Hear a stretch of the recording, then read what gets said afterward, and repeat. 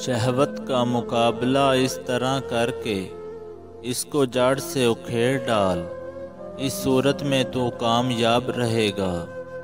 شہوت نفس کو قوت اور زور پکڑنے سے پہلے دبا، کیونکہ وہ زور میں آ گئی تو تجھ پہ غالب آ جائے گی اور تجھے برائی کی طرف لے جائے گی، اور اس وقت تو اس کا مقابلہ نہیں کر سکے گا۔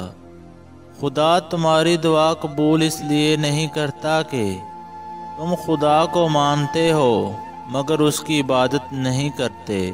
تم رسول کریم صلی اللہ علیہ وآلہ وسلم کو مانتے ہو مگر اس کی پیروی نہیں کرتے۔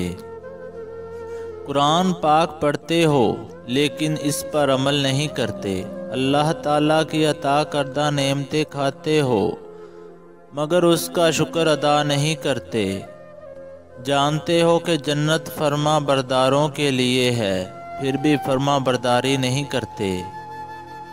یہ جانتے ہو کہ نافرمانوں کے لیے دوزخ ہے مگر اس سے پناہ نہیں مانگتے۔ شیطان کو اپنا دشمن مانتے ہو مگر اس سے دشمنی نہیں کرتے۔ موت کو برحق مانتے ہو مگر اس کی تیاری نہیں کرتے۔ شہوت کی آگ 3 چیزوں سے لگتی ہے۔